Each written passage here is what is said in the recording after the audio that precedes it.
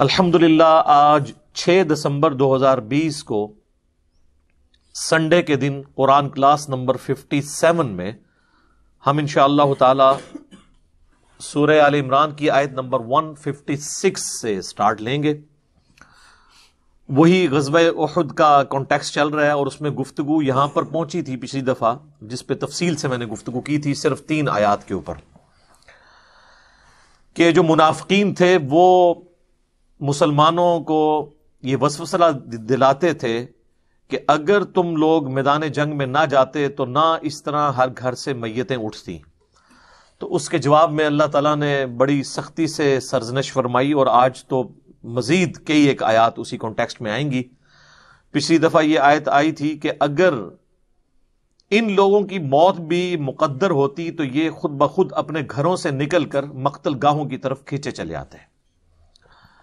اور سورۃ النساء کے اندر اس کا کلائمیکس ہے کہ تم اگر اپنے آپ کو مضبوط قلعوں میں بھی بند کر لو، موت تمہیں وہاں پر بھی آ کر رہے گی، موت کا وقت مقرر ہے. اب وہی مضمون آگے چل رہا ہے منافقین کے حوالے سے. بسم اللہ الرحمن الرحیم، اعوذ باللہ السمیع العلیم من الشیطان الرجیم، بسم اللہ الرحمن الرحیم. یا ایھا الذین آمنوا لا تکونوا کالذین کفروا، اے اہل ایمان تم ان لوگوں کی طرح نہ ہو جانا جنہوں نے کفر کی روش اختیار کی. حالانکہ وہ کلمہ کو مسلمان تھے، اوپر سے مسلمان تھے، اندر سے منافق تھے، تو اللہ نے ان کو کافروں کی کیٹیگری میں ڈالا.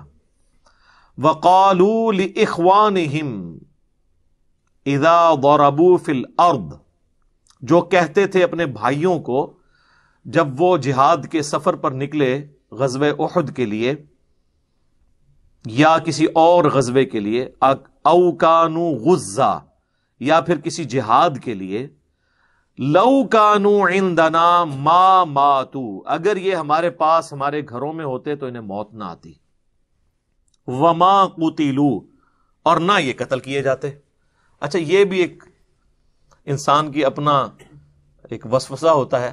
ادروائز اگر میدان جنگ میں ہی موت آنی ہو تو کتنے لوگ ہیں جنہوں نے بے شمار بیٹل فیلڈز میں حصہ لیا اور انہیں موت نہیں آئی، بستر مرگ پہ ہی وہ مرے.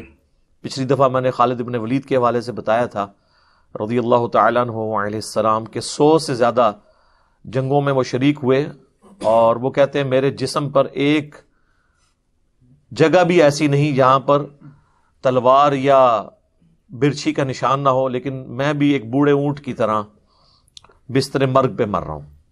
تو موت اگر آنی ہوتی تو مجھے آ جاتی. تو اللہ تعالیٰ فرما رہا ہے اب اس کے جواب میں، لِيَجْعَلَ اللَّهُ ذَلِكَ حَسْرَةً فِي قُلُوبِهِمْ، اس طرح کے وسوسے آنا ان کے دلوں میں یہ اس لیے ہے کہ اللہ تو خود چاہتا ہے کہ وہ ان کے جو باطل خیالات ہیں ان کو حسرت کا باعث بنا دے ان کے دلوں میں، بس یہی کڑ کڑ کے مر جائیں وہ. حالانکہ موت تو آنی تھی، تو آئی نہیں ہے، اس کے باوجود اتنی ٹینشن ہے. دیکھیں نا، یہ اس کو کہتے ہیں کہ چلتی پھرتی زندہ لاش، کہ مرے نہیں ہیں پھر بھی ان کو ٹینشن اتنی ہے موت کی. تو اللہ تعالیٰ ہمارا یہ تمہارے دلوں میں ہم نے حسرت ڈال دی. واللہ یحیی و یمیت، اور اللہ ہی ہے جو زندہ کرتا ہے اور موت دیتا ہے. واللہ بما تعملون بصیر، اور اللہ تعالیٰ دیکھ رہا ہے جو کچھ تم کرتے ہو. اس بات کا یقین ہونا کہ موت کا وقت مقرر ہے، یہ نصیب والوں کا حصہ ہے. ادروائز اکثریت جو ہے نا، وہ اہل ایمان میں سے بھی اتنا غلو کرتے ہیں کہ وہ یہ سمجھتے ہیں کہ اگر ہم کوئی سیکیورٹی کے میئرز لے لیں گے تو یہ چیز ہمیں موت سے بچا لے گی. ایسا نہیں ہو سکتا. سیکیورٹی کے میئرز لینا یہ سنت ہے، نبی صلی اللہ علیہ وآلہ وسلم بھی اس کا اہتمام کرتے تھے. اسباب اختیار کرنا سنت ہے، لیکن اسباب پر یقین کر لینا یہ کفر ہے. اسباب اختیار کرنا سنت ہے، اور یقین مسبب الاسباب پہ رکھنا یہ ایمان کا حصہ ہے. چونکہ دنیا کو اللہ تعالیٰ نے اسباب کے ساتھ جوڑا ہے، بظاہر ایسی چیزیں ہمیں نظر آ رہی ہوتی ہیں. میرے ایک بڑے قریبی دوست تھے، مجھ سے بھی چھوٹی عمر میں وہ فوت ہو گئے. 2017 میں جب مجھ پہ مرڈر اٹیمپٹ ہوئی تھی تو میں ان کی شاپ پہ انہیں ملنے کے لیے گیا تو مجھے کہنے لگے کہ علی بھائی میں چاہ رہا ہوں آپ کے لیے نا 2-3 سیکورٹی گارڈ رکھوا دوں. میں نے کہا کیوں؟ نہیں وہ دیکھیں نا یہ ایکٹیویٹی پرفارم ہوئی ہے. میں نے کہا اس وقت تو میں خیر کیجولی پھرتا تھا تو اب ہم تھوڑی سی احتیاط کر لیا کریں گے اس حوالے سے, اور اس وقت بھی نہاتی حالت میں اللہ نے مجھے بچا لیا ہے تو الحمدللہ. تو اب بھی اگر موت مقدر ہوگی تو وہ میں ٹال نہیں سکتا.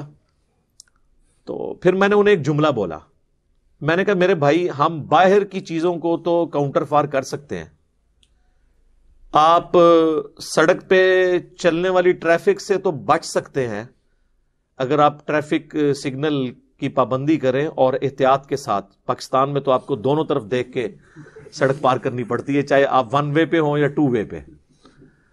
تو اس طرح کی جو موت کے گولے ہیں ان سے تو آپ بظاہر بچ سکتے ہیں, لیکن جو اندر کی ٹریفک ہے جو روزانہ 1,00,000 دفعہ دل دھڑکتا ہے اور 10,000 لیٹر خون روزانہ پمپ کرتا ہے ہماری رگوں میں, اس سے کون بچا سکتا ہے؟ اگر دل فیل ہو جائے, گردے جو 25 دفعہ روزانہ ڈائلیسس کرتے ہیں اور ایک ڈائلیسس کی قیمت 8 سے 10,000 روپے مارکیٹ میں, 2.5-3 لاکھ روپے کا کام بغیر تکلیف کے گردے روزانہ کرتے ہیں. اگر گردے فیل ہو جائیں تو اس کے اوپر کون سا سیکورٹی گارڈ بٹھایا جا سکتا ہے؟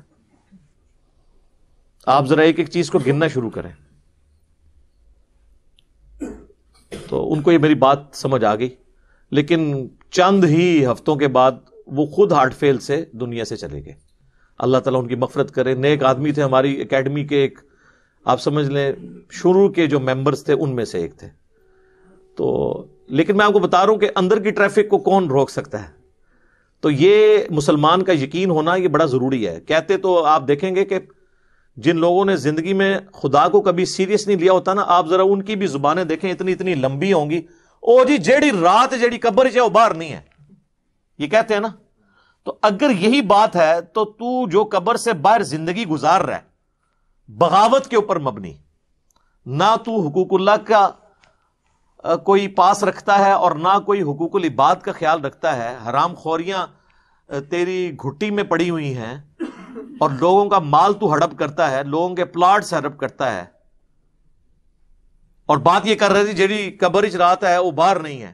اگر تیرا یہ یقین ہوتا کہ قبر میں جو رات ہے وہ باہر نہیں ہے اور قبر میں جا کے کسی کو منہ دکھانا ہے تو تیری زندگی اس طرح کی گزر رہی ہوتی.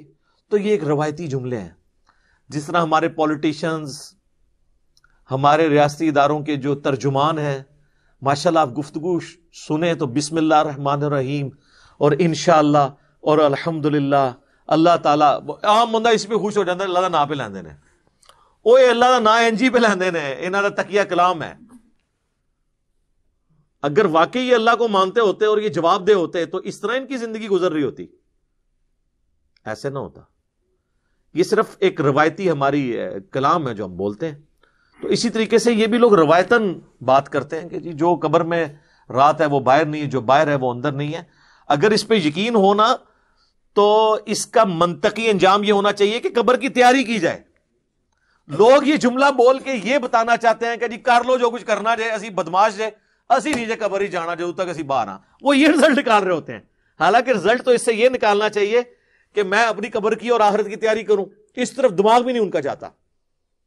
الٹا وہ اپنے مخالفین کو تھریٹ لگانے کے لیے بات کرتے ہیں کہ جتنی میری زندگی لکھی ہوئی ہے وہ تو میں باہر ہوں. بھائی جو باہر ہے تو اندر کی تیاری کرنا. تو یہ اصل اس میں سے مورل لیسن لینا چاہیے.